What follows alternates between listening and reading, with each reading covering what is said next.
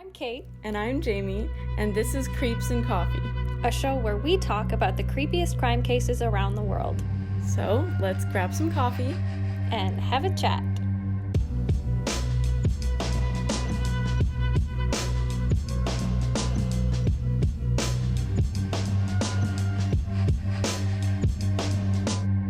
What's up, y'all? How you doing? I'm alive, you know. No, Making it what's that like? You know that Endless audio, torture. that audio that's like, I'm alive but I'm dead. Mm-hmm. That's really how I feel right now. I understand. School is... Feeling very much existential crisis. Ooh, yeah. Very much, I want to get a bunch of piercings and tattoos, change my hair, go through a whole identity crisis, but I have no money, so I can't do any of that. But if I did, if I was rich, it would be over for all y'all. I'm just letting you know. See, that's the exact thought process I had, and that's why I got a credit card. So that I could do those things. But if I get a credit card, how am I going to pay it off? I have not been able to find a job. Speaking of, if anyone's hiring a recent university graduate, If anybody wants to sponsor us, we've got please, about 12 listeners. please give me money. I did get $5 on PayPal. I don't know from where, but I'll take it. That's nice. Yeah, so I think it's been a time for both of us lately. So we thought the best way to escape the trauma of our lives is to look into one of the most notorious killers in criminal history. I think as a forewarning for everyone, I think this episode should probably have a bit of a trigger warning on it. Yeah. And if not trigger, just a straight up content warning. We're going to be talking about Ed Gein, who is pretty messed up. There's going to be some talk of some mutilation. There's going to be talk of unhealthy family relationships. There's no sexual abuse that happens, so I guess that's good. That's about the only thing that's not going to be covered, though. Yeah, it gets pretty gory. So if you have like a weak stomach, maybe don't eat while you listen, or don't listen. And you know what? Yeah, that's the thing. If this isn't for you, that's totally cool. We have other episodes on other topics. We'll be coming out with other topics. You don't need to listen to the murder ones. It's okay. We understand. We're not going to force you to be uncomfortable. And we love you. And we love you. So for the three of you that are still here, let's get fucked up. Hi, Mom, Dad, and Shirley. Yeah, so Ed Gein, I'm sure you're aware of that. Well, maybe you haven't heard of him, but I feel like he's pretty. Well, the thing is, well-known. I think the thing with Ed Gein is that even if you don't know the name, you know him. Yeah. And we're going to touch on that probably closer to the end of the episode. But a lot of the horror that is Ed Gein made its way into pop culture in an unfortunate way. I think in a very similar way to, I was going to say the greats, that's fucked up. In a very similar way to some of the more popular names, Ted Bundy, Jeffrey Dahmer, John Wayne Gacy. A lot of Ed Gein's story has been taken and fictionalized and twisted into this, like, super intelligent, well-plotted thing. But reality is, that's not the case. And I mean, to be fair, it's not the case with the other guys I just mentioned either. Like, if you really look into them, not the smartest of dudes. But Ed Gein is a special exception to every rule. And I know I talked a little bit about this in our first episode when we were talking about Alan Legier. But I think we can both agree in order to get a grasp on who someone really is, we kind of need to look at where they came from. Yeah. Because, like I said with Alan Legier, it doesn't excuse any of the things that they've done, but it does help us figure out why. Yeah. Because that's something I feel like a lot of people don't really think about. Like, when they hear, oh my god, he murdered like 10 people, why would he do that? Well, we're going to tell you, like, the most compelling reasons why. Well, exactly. And I think that should happen in every case, honestly. Absolutely. And I just want to be extra clear on it. Like, by us talking about this, in no way is it us saying, look how fucked up his childhood was. He was meant to turn out like something like this. Everyone should feel sorry for him. He had such a rough time. No. I feel no sympathy for him. Yeah. I mean, like, I wouldn't wish it on anybody. But... it sucks, but it's not an excuse. Exactly. That being said, let's look at Ed Gein. So... yeah. Everybody knows by now that I love my history, so I will do... Sorry. Thank you for your input. I will do a small deep dive on the history of Ed Gein. So Edward Theodore Gein was born on August 27th, 1906 in La Crosse County, Wisconsin. He was born to George Philip Gein, who was born in 1873. And his mother was Augusta Wilhelmine Gein, born in 1878. And Ed was the youngest of two boys. He had an older brother named Henry George Gein, who was born in 1901. So 5 years older than Ed.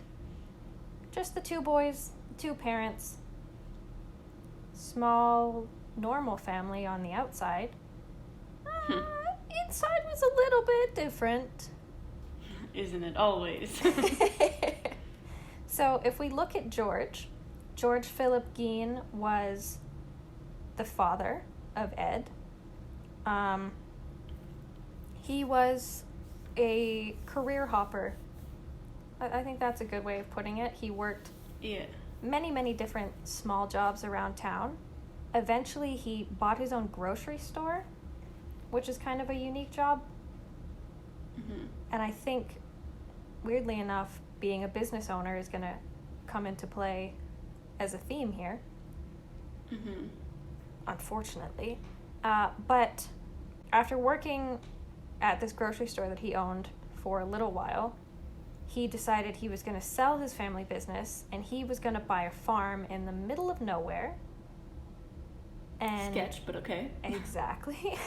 If my husband is ever like, no, we're going to sell everything and move in complete isolation, I think I'd be like, hard pass, thanks. Yeah. But that was George's choice. So he bought a farm, and being in complete isolation is where his alcoholism very much got even worse. He was pretty notably a drunk in general, but moving to the farm really heightened it because there was not really anybody around to judge him. Nothing else to do, might as well drink. Exactly. So said everyone during this pandemic. Oh my god. So Augusta, George's wife and Ed's mother, hated her husband. And I feel like that's also something that was quite common in those times. Which is unfortunate, but people didn't really marry often because they loved someone. And you know what? In her defense, being married to an alcoholic, like a raging alcoholic, would be difficult. I can understand hatred in that sense. But, divorce is a thing. Was it more frowned upon and harder to get? Sure. But I think I would prefer that over the alternative of openly hating your significant other. For the rest of your life. Yeah. But as much as she hated George, Augusta really enjoyed being on this farm in complete isolation. because Augusta did not like people interacting with her sons. She was a bit cuckoo. She was a bit stupid. She actively turned away outsiders from her sons. She punished both Henry and Ed for making friends, which is fucked up. To no one's real surprise, Augusta was a very, very religious woman. She was a Lutheran.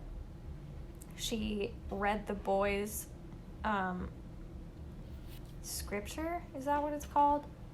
Stuff from the Bible. She read... Oh, yeah. I feel like scripture's a word that... That makes sense. Yeah. And this is... We don't know.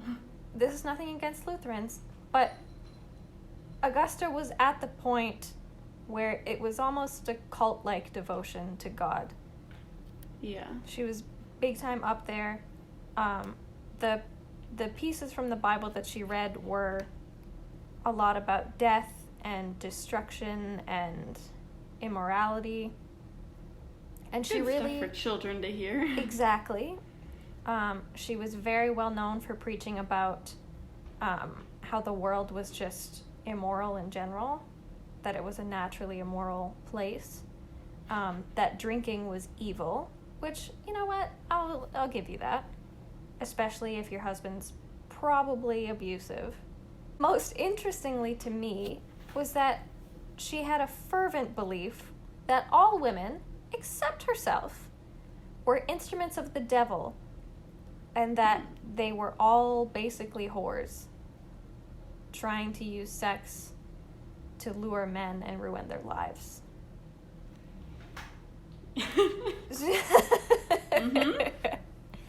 And you know what? Props to her for having the confidence to say, everyone but me. Women in general, but me, I'm the best. She's special. We love to see the confidence. But sweetie, that's not exactly correct. But yeah, that's George and Augusta. So parents are a little bit of a tumultuous relationship there.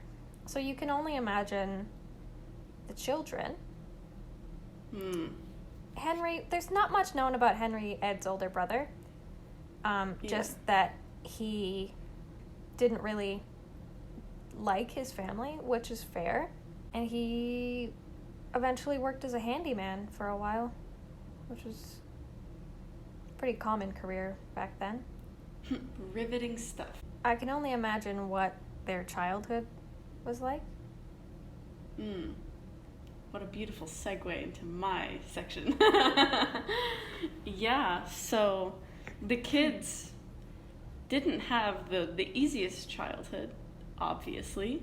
What do you mean? With a family like that, it can get a little bit depressing, honestly.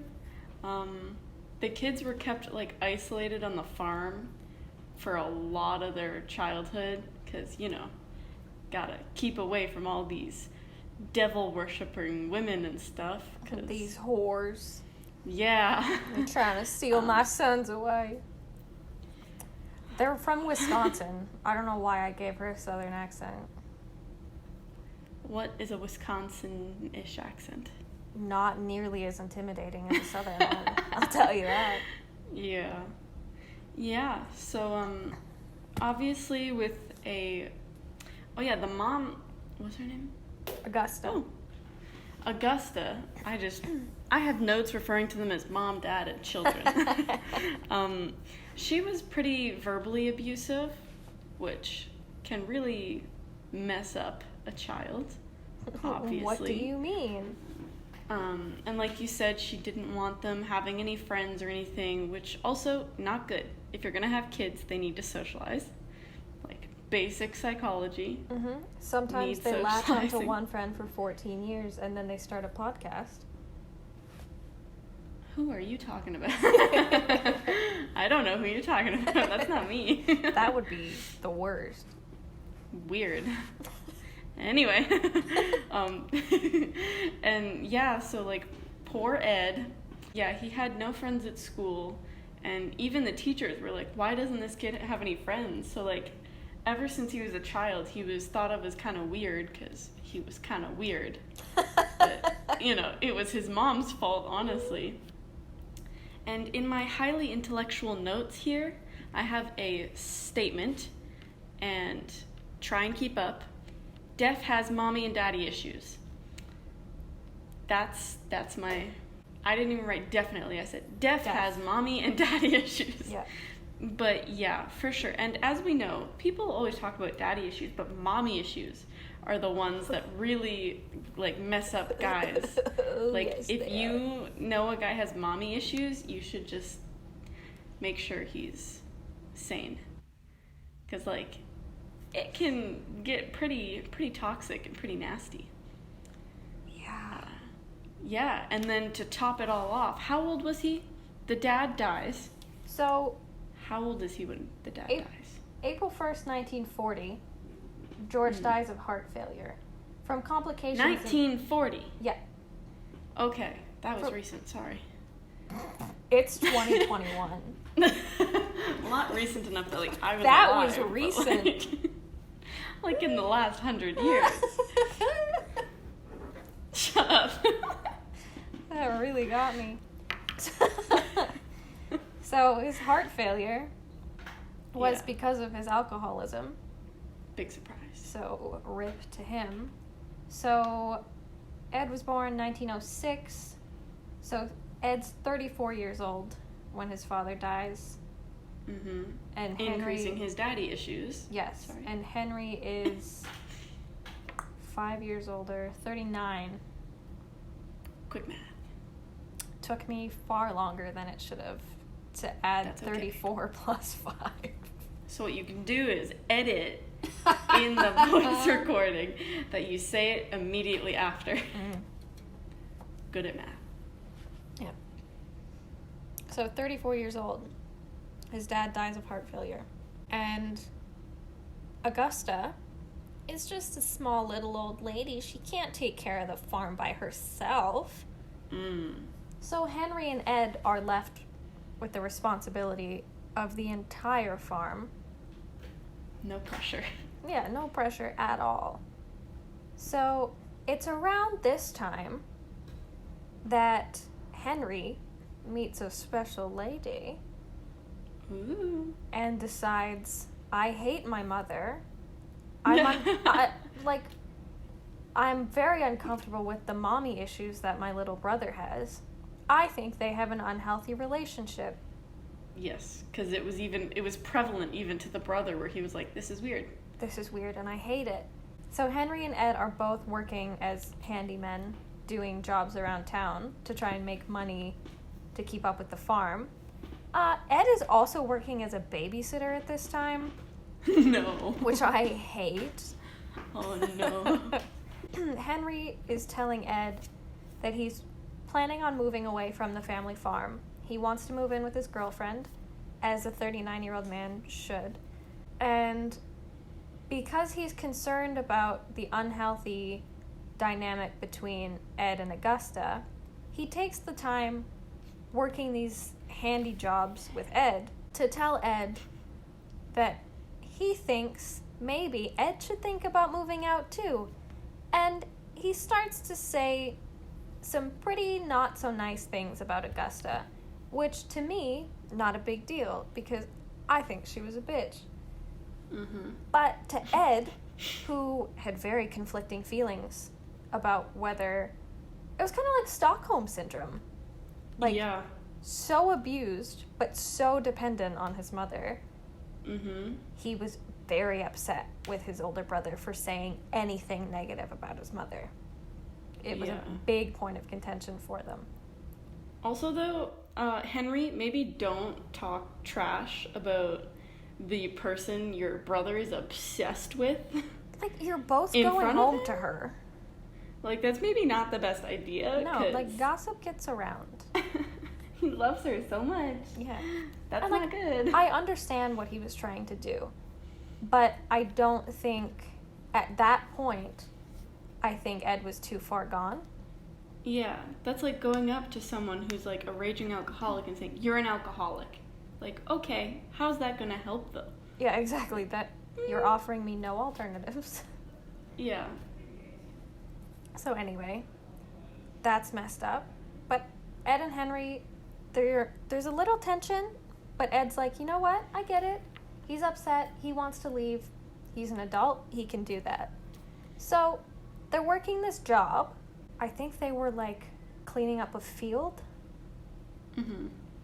And unfortunately, somehow the field catches on fire.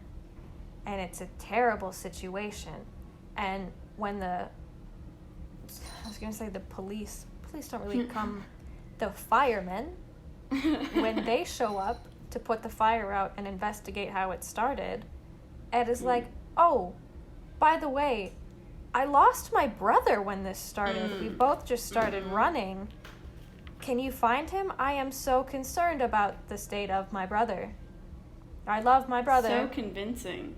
Exactly. And I'm sure that's exactly how he said it, too. So the authorities are like, of course we'll look for your brother. There was a fire. We need to look for everyone. They find Henry, and unfortunately, this is 1944. Pay attention. Unfortunately, Henry was found dead.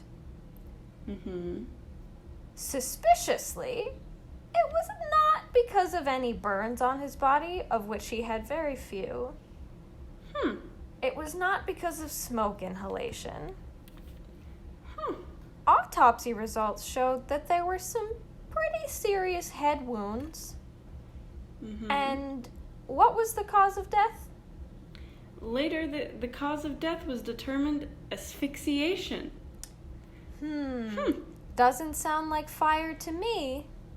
No, but I wonder who was around at the time. It couldn't have been anybody. Ed ran the other way. No, you're right. He's totally innocent. Yeah. So, the 1944 police are like, it was a fire. And no one questions it ever again. Little suspicious. It's fine. Everything's fine. I literally wrote, gee, I wonder who did it. Like, the police didn't think, like, that's a little weird. They just thought, oh, what a shame. Police don't think like that now, let alone in 1944. Fair. So at this point, Ed is like, yes, my dad's gone. Henry's out of the picture. It's just me and my mom forever. Unfortunately, that forever would only be another year because Augusta would have 2 strokes in 1945 that would ultimately lead to her death. The Wikipedia entry tells a fantastically funny story. Not funny, it's fucked up. But about how after her first stroke paralyzed her, so Ed was really, really responsible for taking care of her. She verbally abused him this whole time. But he was like, yeah, okay, all right. So Ed brings his mom to visit a man named Smith because he needed straw for the farm. So Ed tells this story of how Augusta saw Smith beating a dog. And it was terrible. He beat this dog to death. Oh my God. And I guess this woman came out from Smith's home and was like, hey, maybe don't beat the dog. And it was this whole thing, and she went back inside, and Augusta was so upset by this whole thing, not because Smith beat a dog to death in front of her, but because this woman was not married to Smith, and she had, quote, no business being there. So she angrily called her Smith's harlot, and never got over the situation, how appalled she was. And they think that the stress of a situation like that is what caused her to have her second stroke. And then she died. Boy, would she not make it in this day and age. Oh, if only she could listen to our podcast. So yeah, she passed away at the age of 67. And Which I immediately put giving Ed more mommy issues. oh, not just mommy issues. He lost the woman he was in love with. His whole family be dead. And his obsession. You want to talk about an Oedipus complex? Oh, yup. Do you want to explain that in case nobody knows what that is? I would love to. So, Oedipus, Greek guy, basically, long story short, fucks his mom and kills his father, not knowing that it's his biological mom and dad. Some versions of the story, he also has a child with his mom. Some versions, no. That's not relevant. That's just a fun fact that I like to sprinkle in. So, anyway, our buddy Freud, I'm sure you know him. He looks at this story of Oedipus and he says, fuck yeah. That's what everybody wants to do.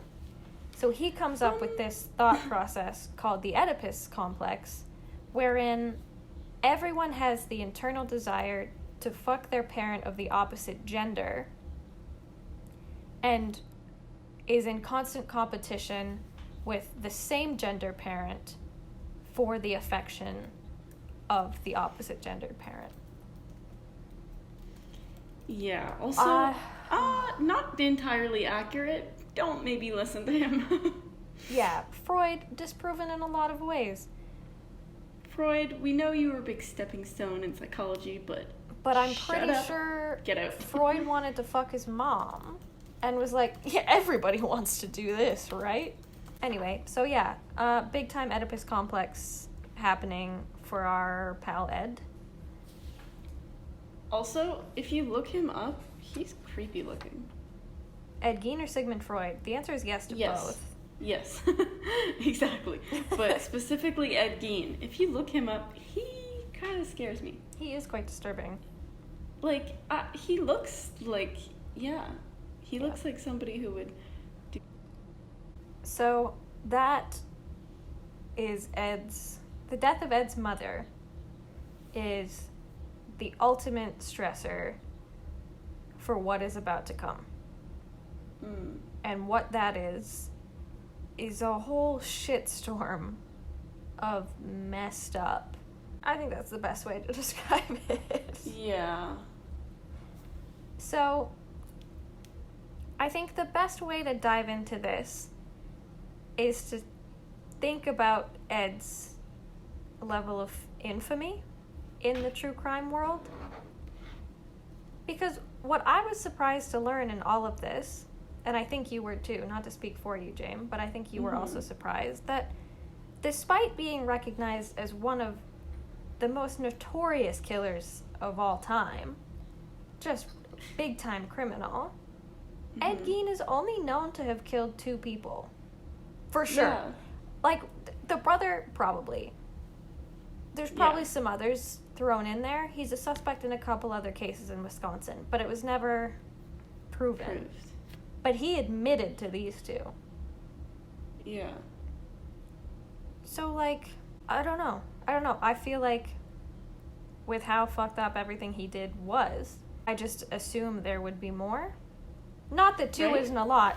It's 2 too many. But for a guy as not right in the head as Ed Gein, Yeah. I think it could have been a lot worse.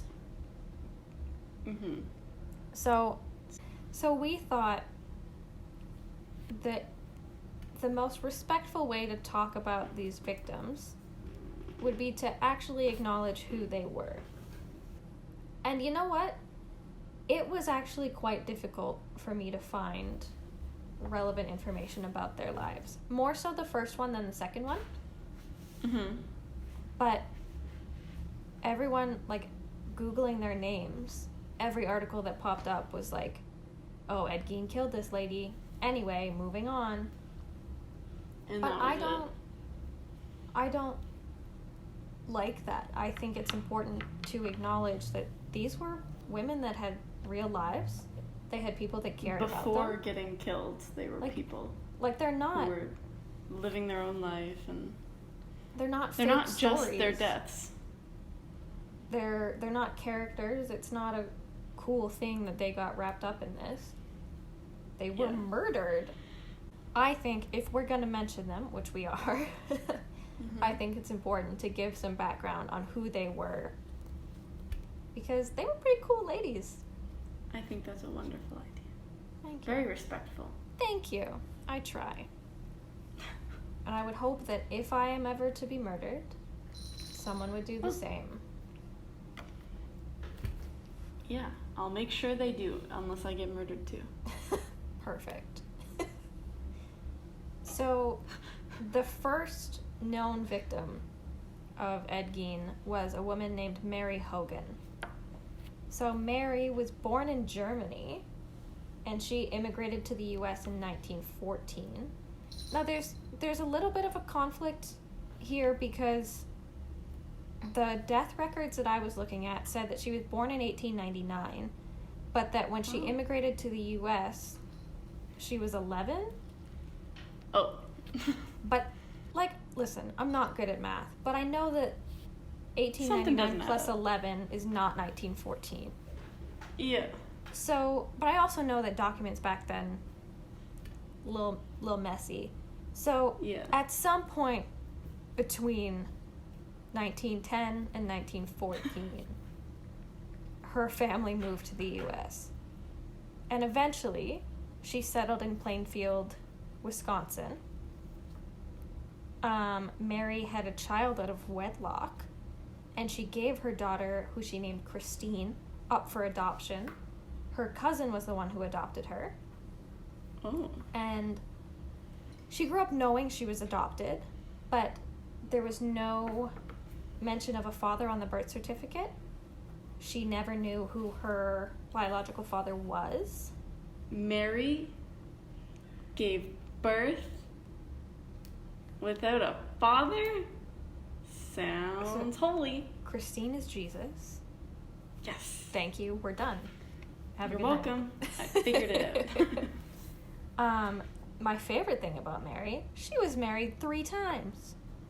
Woo. And she was unmarried at the time that this all happened. But this is what I mean. This is what I was thinking of when I was talking about Augusta and George. Like, divorce, not common.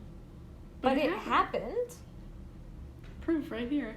Exactly. She got married 3 times. Augusta did not have to be with George.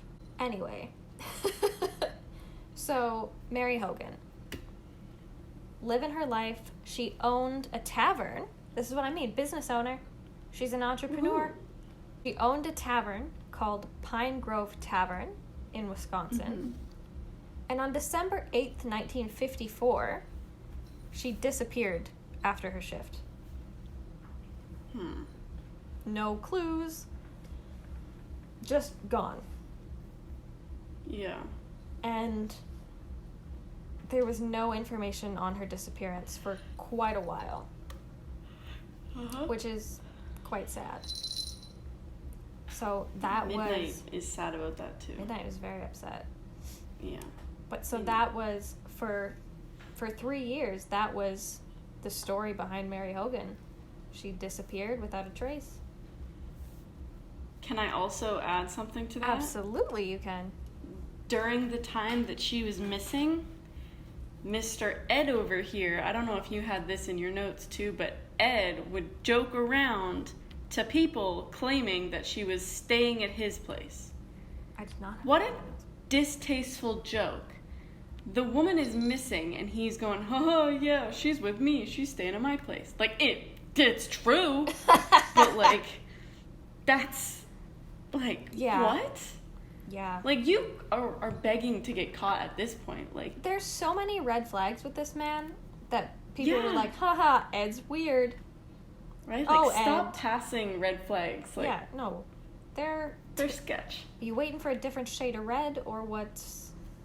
Yeah, I'm colorblind. It's yellow. It's fine. Sounds like my dating history. Yes. So 3 years go by. no one has, except for the jokes from Ed about Mary hanging out with him, no one has any idea where Mary could be. It's not until November of 1957 that someone finally gets some confirmation. But that ties in to Ed's second murder. And this is the one that there was a lot more information on. Yes. But still not a significant amount. I was surprised by how much digging I had to do. So this pertains to a woman by the name of Bernice Warden. Now, Bernice was born in Illinois. It also says 1899. It could be not that. But we're gonna assume that it was close to then. For both Mary and Bernice, around 1899. Fair enough. Ancestry is a confusing place for me, okay? It's Ancestry.com. Sponsor us, please. Sponsor us. At least tell me how to use your website better. Fair. Anyway, so Bernice, born in Illinois. She moved to Plainfield, Wisconsin later on in life with her husband, Leon Warden. And Bernice and Leon had 2 children. They had a son named Frank Ernest, and they had a daughter named Miriam Elizabeth, which I just think is the cutest little name for a little girl, Miriam Elizabeth. Can you picture a little 6-year-old Miriam with the little pigtails and I pink dress? absolutely Hi, can. I'm Miriam. I love that. I love That's old cute. names. That's absolutely not relevant to anything right now, but I think it's important for people to know. Just a little fun fact. So Bernice, unfortunately, was widowed. Leon passed away, I think, in 1950? Rip, big man. Yep. But Bernice was the owner, another fantastic business lady. She was the owner of Warden's Hardware, which I would assume she owned with Leon at some point. Yeah. But if she started it on her own, I don't know. Good for her. Good for her. No matter what, she ran a store. That takes Ed's only hard work. going after successful, hardworking women. Exactly. Everybody wants to take down a girl boss. So that's a little bit of background on Bernice. So November 16th, 1957. There is a Plainfield resident who claims to have seen the truck from Warden's Hardware leaving the store at about 9:30 a.m. It's a pretty slow day. It's hunting season. People aren't really coming and going from the hardware store. There's not a lot of customers. So no one notices that anything's amiss. At around 5 p.m., Frank Ernest Warden, who, as you might remember, is the son of Bernice, is also the deputy sheriff of Plainfield. Oh. Big man on campus. Didn't know that. Bernice is very proud of Frank. Yeah. So Frank stops by to see his mom. He sees that no one is in the store. He looks around, doesn't see much, goes up to the cash, and discovers that the cash register is open, and there's a trail of blood on the floor that seems to lead out the back door. I don't know, but I think something happened. I think maybe. Yeah. So Frank, being the deputy sheriff, luckily is like, okay, I need to start figuring out what clues could be here, what's going on. That's so scary. It's his own mom. I know, I can't imagine. I'd be crying. Like, the bravery that it took for him to be like, okay, I'm gonna shut down my emotions for a bit, and I'm gonna figure out what happened.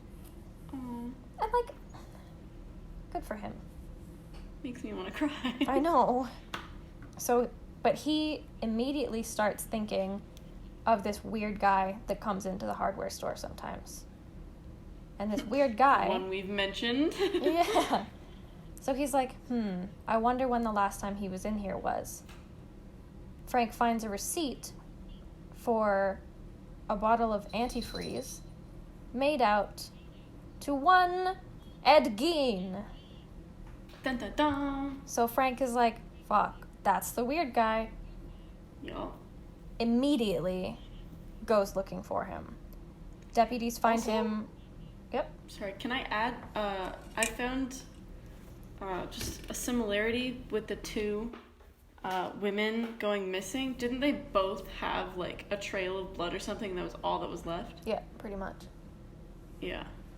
Anyway, Yeah. sorry. Continue. So Ed has a pattern. Mm-hmm. Or he's establishing a pattern. He doesn't get to Yes. develop it any further. Because Frank sends out his boys immediately. He's like, find this guy.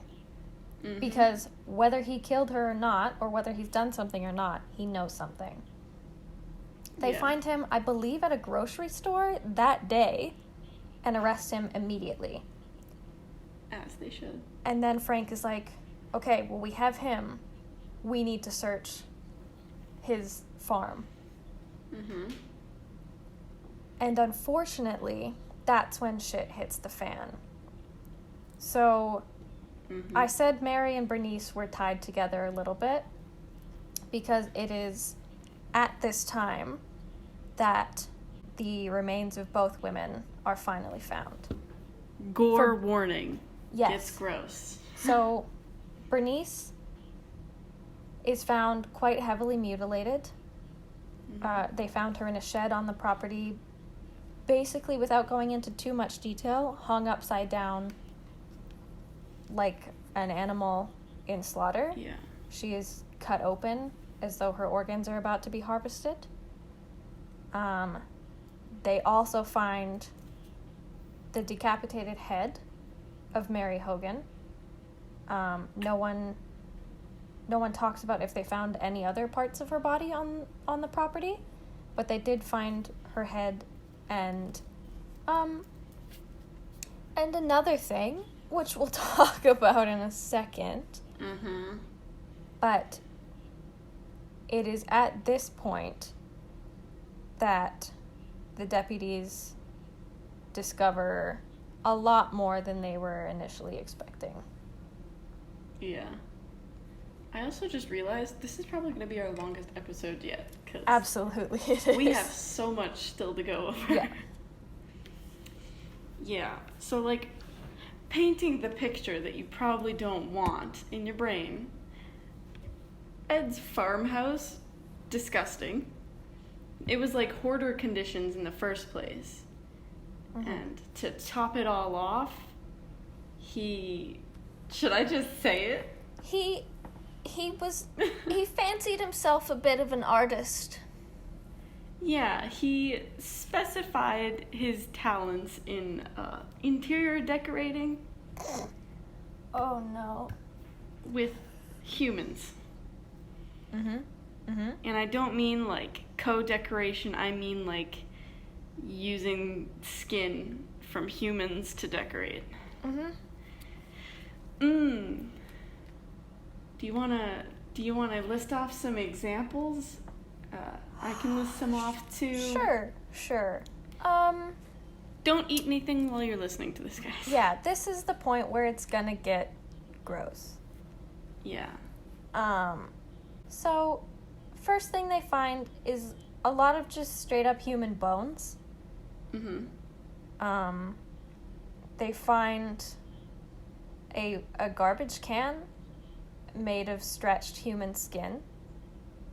They find human skin upholstered chairs. Yeah. So skin stretched over the seats of chairs as if it's fabric. Which would not be comfy, by the way. I wonder, this is a fucked up question to ask, did he stuff it like a cushion? I would assume so. But also, yuck. Yeah. They also found skulls on his bedposts. They found some more skulls, specifically female skulls. Some of them whole, some of them with the tops cut off that were being used as bowls. Okay, it's been pretty gross up to this point. It gets a lot worse. So what they find at this point starts off with a corset that they've made, a corset that Ed has made out of female torsos, skinned from shoulder to waist, including the breasts, that was referred to as a mammary vest. They found leggings made from female skin. They found masks made from female faces that were skinned, including one of Mary Hogan. They found 9 vulva in a shoebox. 2 sets of those were from girls who they approximate were probably about 15 years old. And one of those girls' dresses. Gross. The one that gets the most traction is probably the belt that he made out of female nipples. It had a buckle on it and everything. Also, I've seen the pictures. Don't look it up. Yeah, if you look up the pictures, which probably don't. Do at your own risk. We don't suggest it. I will just say one thing so that everyone else can feel the way I feel. They look like beet chips. You look at that and you're never going to be able to eat beet chips again. Just saying. I hate it. Yeah. Oh, God. Moving on from beet chips. They also found 4 disembodied noses, a pair of lips that were being used as a drawstring on some blinds. They found a lampshade made of human skin, much like the Nazi experiments. And they also found just a straight-up box of fingernails. Oh. Not sure what he was planning on doing with... Actually, no, I don't want to speculate on that, because a lot of different theories just popped in my head, and I don't want to think about it. So I think that leads us to a question of why. What? Oh, hold on. There's more. Oh. I have some. Yes. I have some that are not as graphic, but still pretty yuck.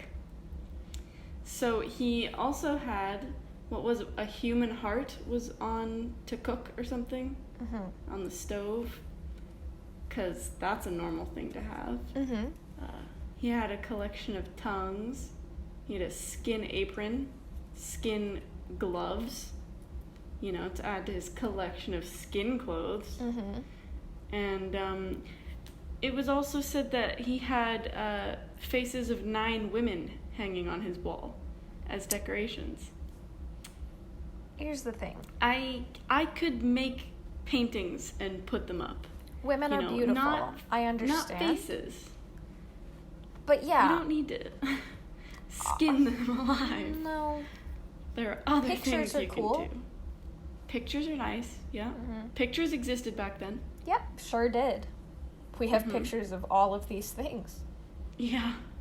There is, I think, in total, 15 different human bodies found? They believe it's somewhere between 9 and 15 different people's remains, including Mary Hogan and Bernice Worden. And the ones they say they're not sure if he killed or not, they also found out that he was grave digging with a buddy. Oh, and we'll they get were into taking that. Dead bodies. Okay, we'll get into that. Yeah, we'll get into that. So, the discovery of all of this stuff led not only detectives, but Jamie and I, to the age-old question of why the fuck? Why? What's wrong with you? Where do we want to start? So, obviously Ed was caught, and they had already arrested him for being involved with Bernice Worden's disappearance. But now Ed was in some trouble. They find all this stuff, and they come back and talk to him, and they basically sit down and go, "Whoa, what's up? What's going on here?" And this is you when... good, bud? Yeah. This is when they discover that Ed's ultimate goal in this was to create a woman's suit.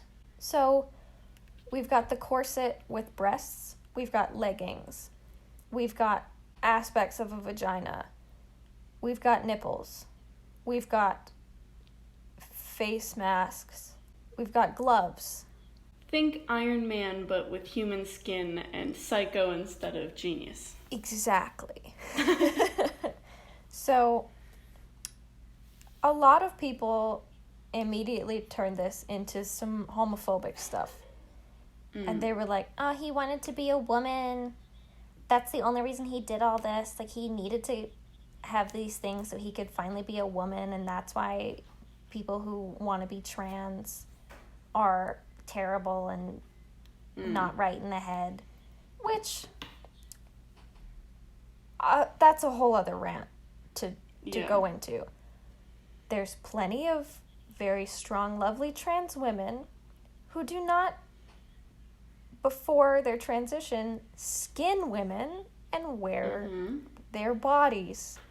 Dare I say it? There's probably 0 cases of that happening. Exactly. So, let's just kibosh that instantly. Yeah. That's... Gone. He did not... And Ed openly said he did not want to be a woman. But there was a specific woman that Ed wanted to be. And that was our good pal Augusta. Mommy. There's a great author by the name of Catherine Ramsland who did a really fantastic piece on Ed and weird cannibalistic necrophiliac criminals. And in her piece on him, she expertly says that he wanted to become his mother.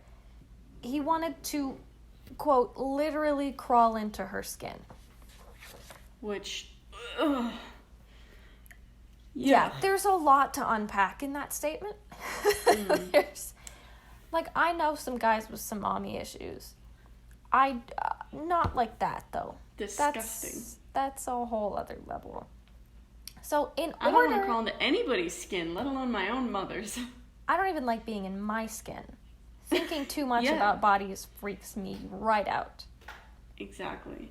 So, in order to do this, Ed found it necessary to dig up recently buried bodies, and specifically to find women who he thought looked like his mother. So instead of going out and murdering multiple other women, he went for the ones that were already dead. So he and Still pretty messed up. Yeah, so he and a buddy, because his mom was dead, he was allowed to have friends now. So he and a buddy went grave digging, and Ed collected sometimes whole bodies, sometimes he skinned them right away. Bad choice in friend, by the way. That's messed up. Weird thing about Ed, too, is that he typically returned jewelry and stuff. Like, didn't take any valuables. It was just like, I'll take your skin, thank you, see you later. Here's your wedding ring, though. Yeah. So, he used the skin of these women for his woman's suit to become his mother.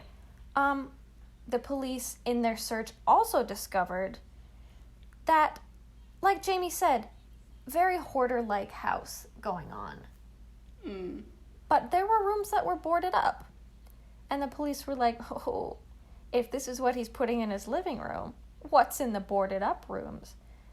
Yeah. So they opened those up, perfectly preserved, perfectly cleaned, kept in absolutely perfect order. And these were all rooms that his mother frequented. So her favorite places in the house, he kept perfect for her so that when he became her, he could still enjoy the things that she enjoyed. So basically what's theorized is that Ed was putting on this woman's suit. And then the dress of one of the 15-year-olds that he had stolen from the grave, they think he was wearing the dress around the house. So, absolute definition of mommy issues are happening. Yeah. And, like, we could talk for a long time about that. But I think the conversation naturally goes to his trial. and what the fuck happened after the police... Okay, this is one thing I want to talk about. The police that found that shit, the trauma that they must have endured... Yeah. Yeah, nice visuals for the rest of your life. I was reading one interaction that I think it was an officer, or it could have been a journalist that spent time talking to Ed. Yeah. He died quite early on, just from pure stress. Oh. And his wife came out with a statement that said he is just as much a victim of Ed Gein as any of these other people, because he would not have come to an end if it weren't for the stress that experience caused him. Well, mental illness and like PTSD and stuff, all very real. Oh my god. Should not be treated like a joke. They can have like physical and psychological effects on people, so I believe it. Like, I cannot imagine walking into that scene and coming out like, oh, it's a normal day. Like, I would probably get night terrors from that. Like, I already have a lot of nightmares as it is, but if I had to see that in person, smell it, or touch it, no. Yeah. Well, that's the thing. Somebody had to destroy it. Someone had to pick it up and carry it out of there. Mm-hmm. Like, that can't be good at all. When we say get a hobby, we don't mean this. No. Don't do that. Get better hobbies. Crocheting's cool. Painting. Yeah. Anything I don't know. Literally anything but skinning people. You know what? You can even do interior design without the humans, you know? Yeah. Like interior design. Go to a store. Great. Download The Sims. Sims Lego. 4, you want to sponsor us? I don't know. Read a book. Yeah. Anything. So, yeah, November 16th, 1957 was when all of this was discovered. It only took 5 days for them to arraign one count of first-degree murder on Ed. But the thing is, at this point, it was only one count because he had not confessed to the Mary Hogan murder. He later would confess to it, but then he took back his confession. So he could only be arraigned on one count of first-degree murder. And from this, he pled guilty. Oh, that's not what happened. From this, he pled not guilty by reason of insanity. Because somehow within these 5 days, he was diagnosed with schizophrenia and deemed unfit for trial. Now, I want to talk about this. Bull. Was he mentally ill? Abso-fucking-lutely he was. Does that... No, like, okay, schizophrenia can be a very scary disease. But I don't think it's to blame for this. No. There are plenty of very treatable cases of schizophrenia that do not end in a human skin suit. And also, like, how does, like, having either audio or visual hallucinations, how does that go from I'm having hallucinations in whatever form to I'm gonna skin and create stuff out of dead bodies for 10 years, 15 years? Like, enough. I mean, even if it was 2 days, time. That's too much time to be doing that. Yeah, exactly. So, I don't know. I understand he was probably unfit to take the stand in general, but I don't know if I agree with schizophrenia being the reason. But that's just me. Can I put my input in? Please do. I talk a lot. As someone who minored in psychology but was very interested in it, who still has my abnormal psych book in my room, I feel like he would qualify for someone who had probably dependent personality disorder. Because, like, I think there's he lots was of personality so disorders, reliant on his mom. And I think he did have a lot of issues, but, like, also not really an excuse to be like, no. oh, that's okay then. It's like, oh, these are just the things that were wrong with you that compelled you to do it, but you should still go to jail. There's no through line with any mental health disorder and making a soup bowl out of a skull. Yeah. The two are not connected. Like, you know what you're doing at that point. Yeah, exactly. You make the conscious decision to carve out a soup bowl. Yeah. Yeah. So, regardless of what we think, we were not even close to existing at that point. So, we did not get any input in the trial. So, it wouldn't be for another 11 years until Ed was actually put to trial. So November 7th, 1968, like I said, 11 years he spent in a hospital for the criminally insane with a brief stint in a maximum security facility. He was finally deemed mentally competent.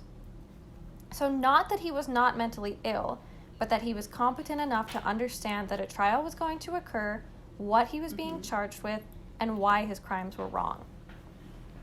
Yeah. So because of this, a trial was finally held, but without a jury. So a week after he's deemed mentally competent, Judge Robert H. Gallman found Ed Gein guilty, but in a second trial to determine his sentencing, actually ruled that he was clinically insane, and rather than be sentenced to life in prison, he was to be committed to a mental hospital for the remainder of his life, which is where he stayed. Fair enough. As long as he's out of the general public. Yeah.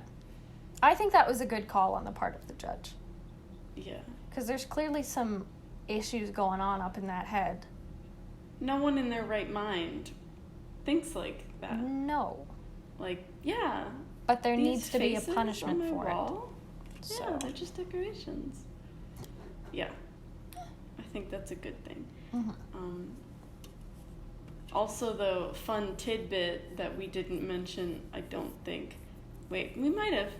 I just wanted to add that his excuse for killing the women instead of taking more dead bodies was because, quote unquote, he needed the fresh skin because the dead skin was too hard to work with. It wasn't supple or stretchy enough, which, by the way, yuck. This is also the man that was asked if he was sleeping with any of the dead bodies and said, no, they're too smelly. Yeah, that's the only reason he said no. At that point, why is that where you draw the line? You're skinning these women and wearing them like a suit, but you won't sleep with them? Because they stink? Imagine how your house smells, my guy. Yeah. It probably doesn't smell very good. Anyway, so Ed Gein was in a mental hospital for the rest of his life. Yeah. And that life ended 1984, July 26th. Fun fact, my birthday is July 27th, so I'll never forget that date. So, how did he die? Oh, I don't know. He died of respiratory failure because he had I feel lung like I should have cancer. known that. Oh. And you know what? I think that's some karma. Not enough, but some. Suck on that. Yeah. And I shouldn't laugh at this, but I do. His gravestone obviously vandalized a bunch. Somebody stole it and just kept it in their house for a while. Like, people were breaking off little chunks of it from this cemetery. But somebody stole it. Someone straight up was like, no, this is mine now. And then just left it somewhere in Seattle, I'm pretty sure. Yeah. And the police in Seattle were like, I guess we'll keep this. Yeah.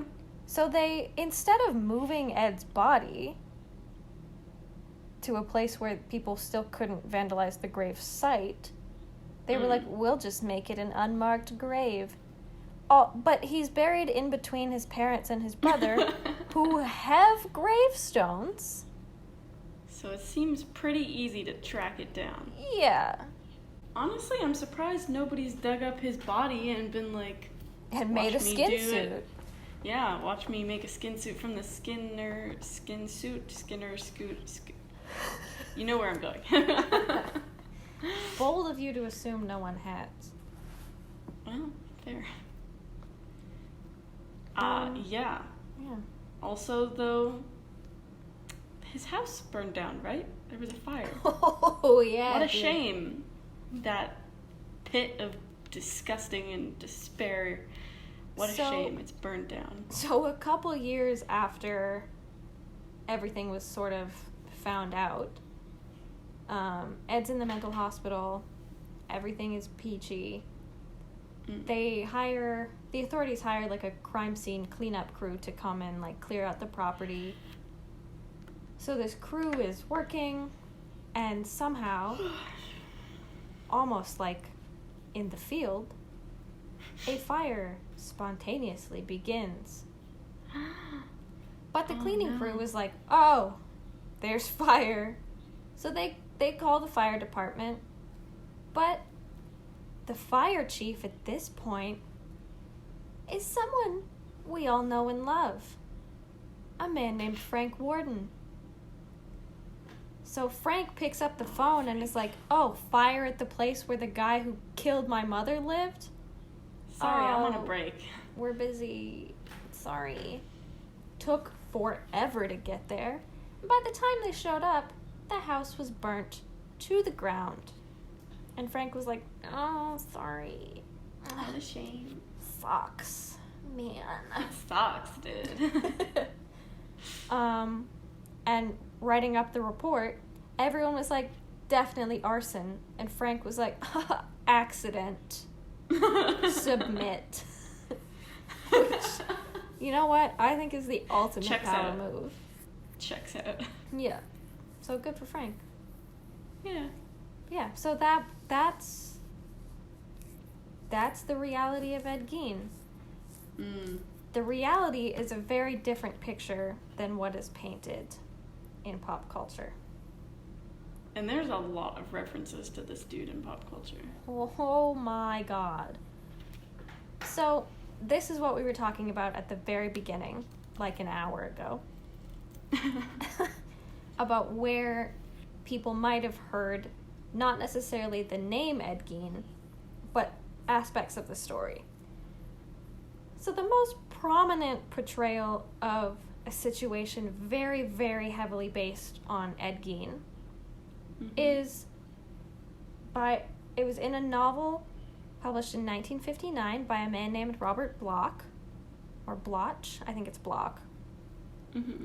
But more famously known is the film adaptation of this novel, done by a man named Alfred Hitchcock.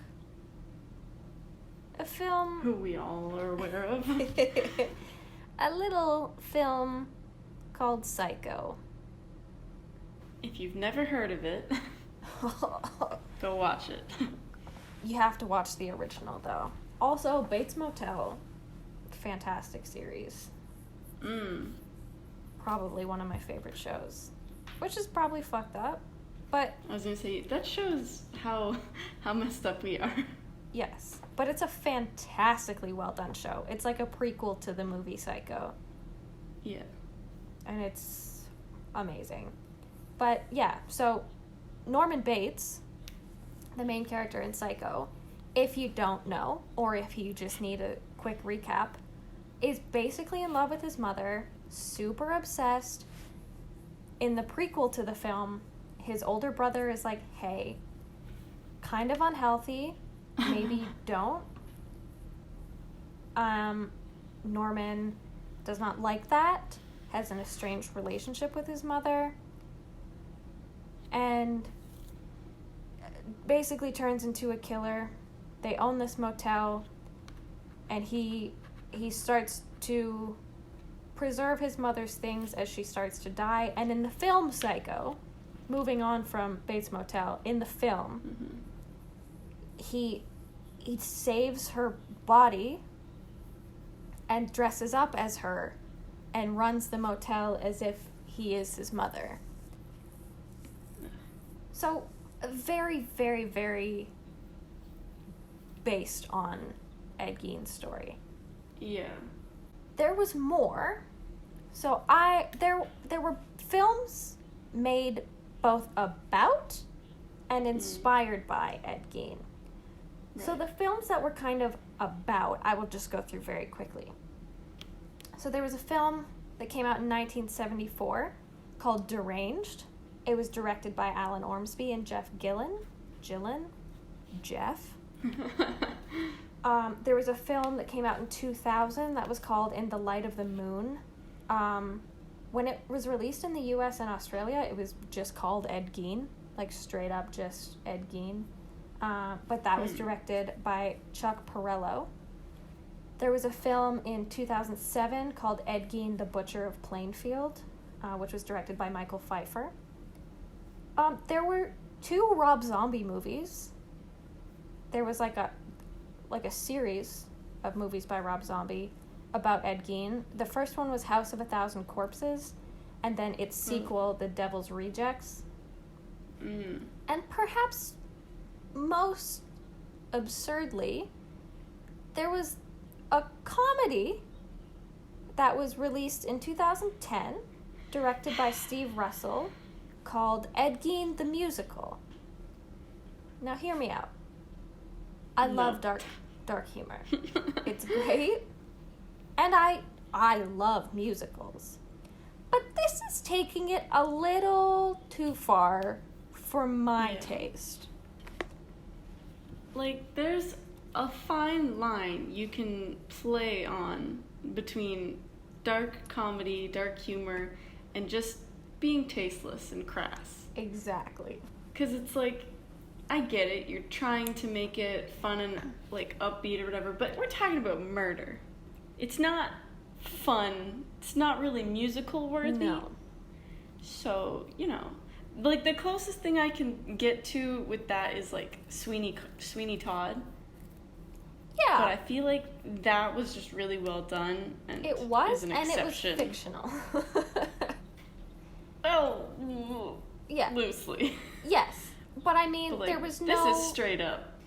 No one was really affected by singing about the demon barber of Fleet Street. Yeah. Many people were affected by Ed Gein the musical, especially being a comedy. Yeah. But, you know. You could have done it with a different genre. Absolutely. Just not comedy, make it horror, make it scary. Look at something like Come From Away. A Broadway musical based on 9/11. Mm-hmm. Done beautifully. Highly accredited. Mm-hmm. There's comedy in it, but it's very tasteful based on the experiences of the individuals under those circumstances. Yeah. No one's poking fun at 9/11. Mm-hmm. So you could do something like that without poking fun at a mentally ill murderer and his victims. Yes. But that's our tangent for the night. It's a beautiful point. Yeah. So like I said, those were film adaptations of the story of Ed Gein. A lot of it was exaggerated and fictional. Well, not exaggerated. You can't really exaggerate the horror. But a lot of it was fictionalized to suit a storyline of a movie. Mm-hmm. Now we get into the good stuff. The characters that were inspired by Ed Gein. A lot of very famous characters in horror. Like I already said, Norman Bates, Psycho. Mm-hmm. Basically, Ed Gein owning a motel. That's the only difference. Yeah. My second favorite, and then I promise I'll let Jamie talk. The other very, very notable character based on Ed Gein is Buffalo Bill from Silence of the Lambs. Mm-hmm. Buffalo Bill. You all have definitely heard of Silence of the Lambs. Absolutely. Buffalo Bill is the murderer in Silence of the Lambs. Well, one of them, not Hannibal Lecter. Buffalo Bill is a character in Silence of the Lambs. Get through it, you can do it. Buffalo Bill is a kidnapper who often dresses up as a woman and wears a skin suit of his previous victims to become a woman. There is also that very famous scene in Silence of the Lambs where Hannibal Lecter wears a human mask of the guard's face. Great as far as, by the way. Oh my god, fantastic movie. God, If you spoiler haven't seen, alert. They came out decades ago. I do not care about spoilers. But if you haven't seen any of the movies based on the Hannibal Lecter realm, 10 out of 10 recommend. Good. Yeah. But yeah, obviously, as far as we know, Ed Gein wasn't wearing the faces of his victims straight away. He dried them out and tanned the skin and made, like, actual hardened masks. Whereas Hannibal Lecter somehow expertly slices this guard's face off and uses it as an escape. But that's a whole other thing. So, Norman Bates, Buffalo Bill, very much Ed Gein. Yeah. I also have two, I think, notable, what do you call them, I guess? Pop culture references? Character inspirations. Yeah, that's a character inspirations. Beautiful. One of which is from the 1974 Texas Chainsaw Massacre. Also kind of freaky about that. He wasn't even dead at that point when they released that movie. Oh, fuck. I didn't even think about that. Because the original Texas Chainsaw Massacre was based off of, like, him. Yeah. With the skin suit and stuff, but he only died in 1984. Oh my god. So, like, that seems kind of insensitive, too. But I hate it. I guess it made it probably more scary for the people going to see it in theaters and stuff, being like, this guy exists, he's alive. Blech. This kind of thing literally happened. So yeah, that makes me uncomfortable.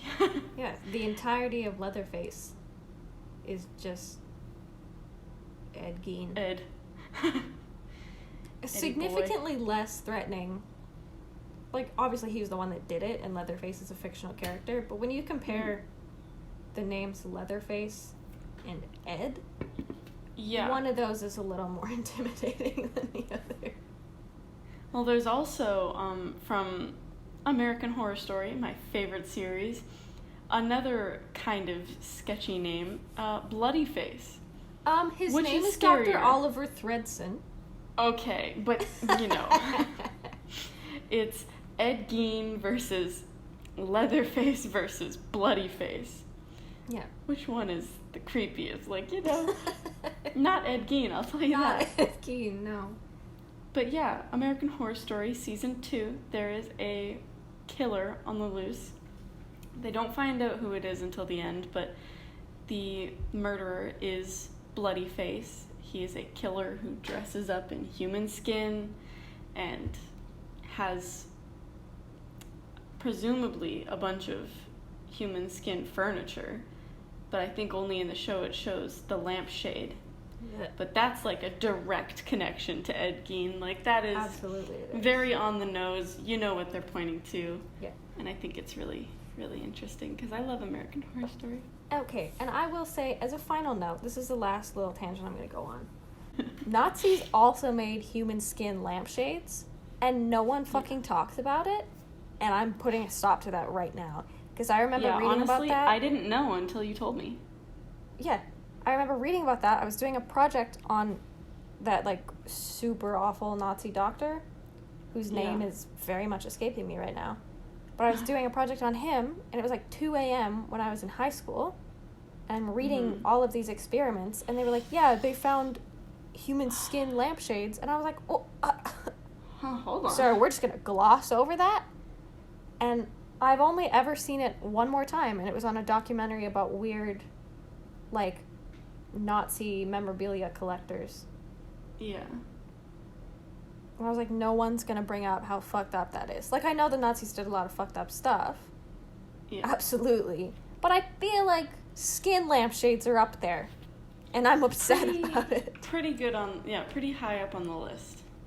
I would think. But apparently no one else thinks the way that I do. Yeah.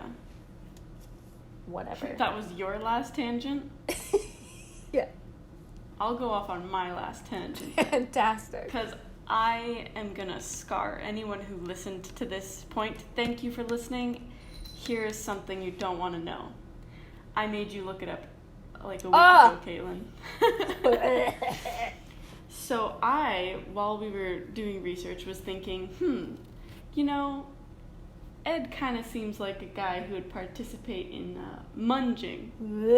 I'm not going to spell it for you, but if you want to look it up, go ahead. Find Urban Dictionary, look up munging. It's spelled exactly the way you think it would be. I don't even think I should explain it. I think I should just say, go look it up. You'll regret it. At your own risk.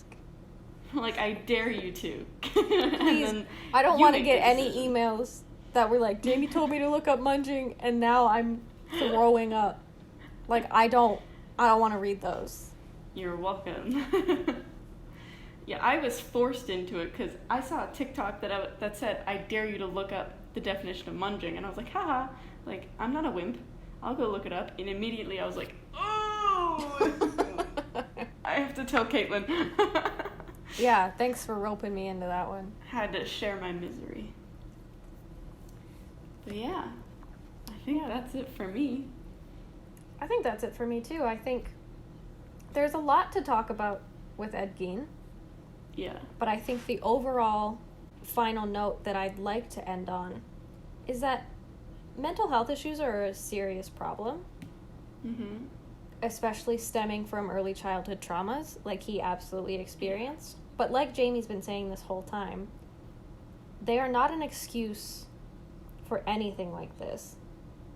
They are not to be trivialized. They are not to be stigmatized. People who have mental health issues are not going to end up like Ed Gein. Mm-hmm. They need help.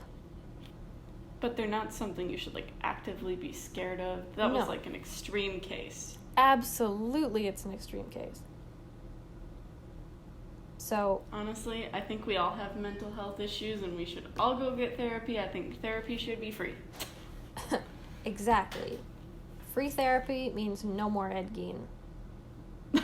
And math. I think that's the kind of math that I can get behind. Therapy plus no money equals no more reoccurrences of people like this.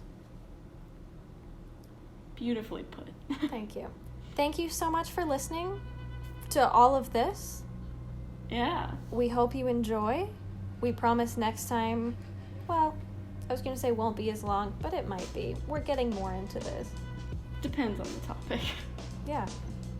If you also depends on the time. It's 2 a.m. for me. That's true. I'm on my second Monster Energy. I could keep going for hours.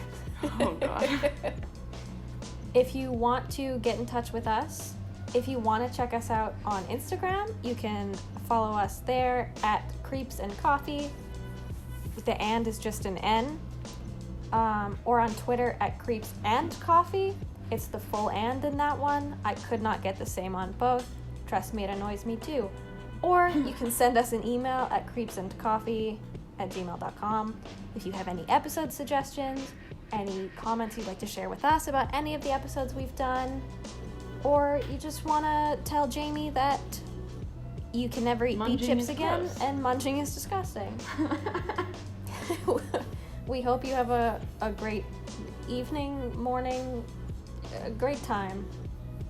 Great life. Have a great life. Get better hobbies. Please come back. Oh. Beautiful. Yes. And scene.